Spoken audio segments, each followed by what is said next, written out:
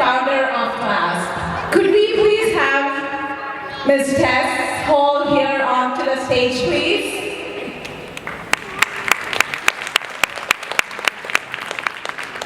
Tess is a visionary entrepreneur. I'm going to take a moment. We're going to give her a bouquet. Tess, can you go to the center?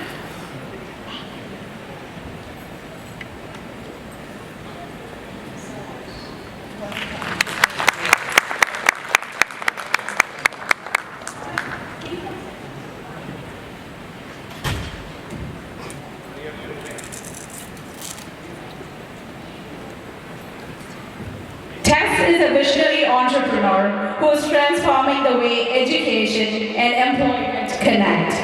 As the founder of Clasp, formerly known as Stride Funding, she leads a mission-driven, venture-backed company addressing one of the most pressing challenges of our time: the critical shortage of healthcare talent. By creating innovative ways for employers to invest in future talent and ease the burden of student debt, Tess and her team at Clasp are building stronger, lasting bonds between employers and employees. Her entrepreneur journeys began early. She founded and successfully exited her first company while still an undergraduate at the University of Pennsylvania, completing both her BS and BA.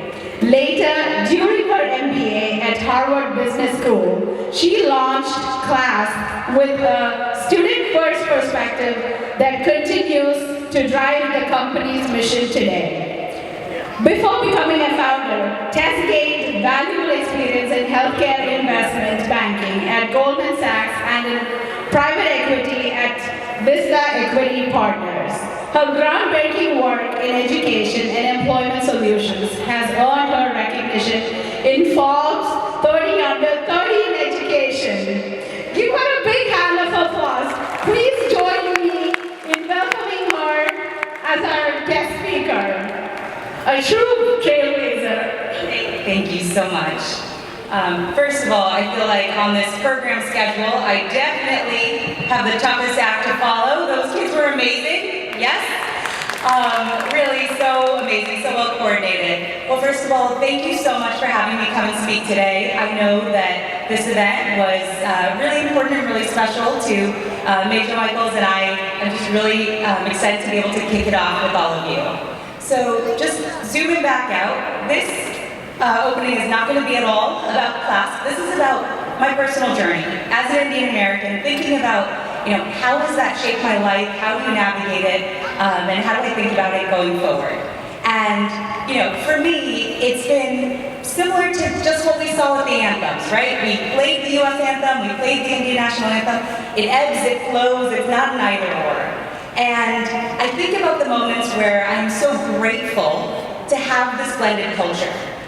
For example, I remember when I was 12, we were living in New York, that was what I knew, and one day we found out we're moving to Texas. And Texas might be the US, but it feels like a different world to many of us who, grew up in the Northeast. And at that moment, I remember my parents even thinking, what will the community be like? We've spent a decade building a community in New York, how will that evolve? As soon as we moved to Texas, with wide open arms, there was this Indian community that very quickly became some of our closest family friends. And I remember the very first girl I met, Priyanka, to this day is one of my best friends, who was one of my bridesmaids. And again, I think those little micro moments make you realize that you never feel lonely when you have a blended culture. And that certainly has been the case for me. I've also come to appreciate just how many extra celebrations you get.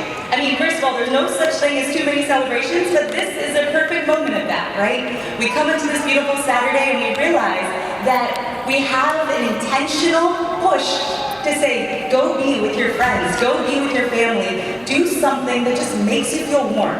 And I remember childhood moments where we were sitting around in Plano, Texas, around the table with our banana leaf, and just being in conversation, having that fun together. Frankly, I think I knew little about what did this mean, what was the history, but it it didn't matter, right? It was like, what was the memory that we were creating in that moment? With that being said, you go through life as an Indian American, kind of doubting yourself and saying, am I Indian enough right now? Should I be knowing more about this culture?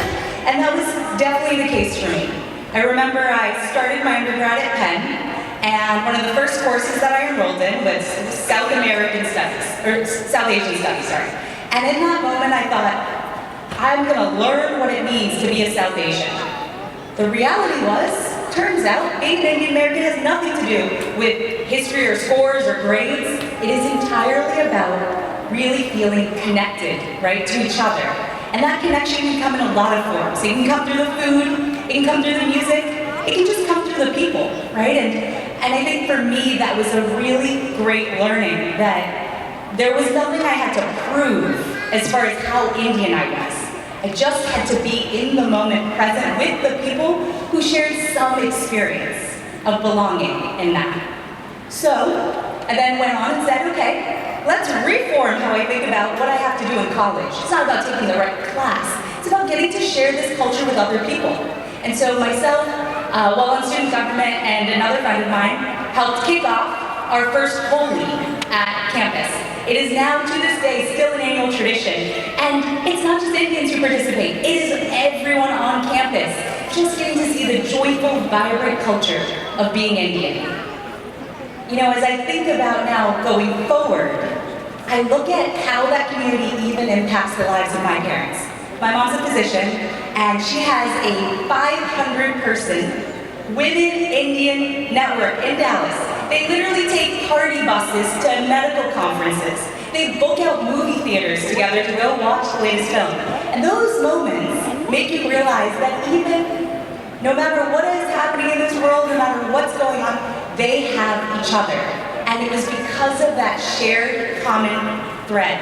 And to me, that's what I look forward to as we think about our life.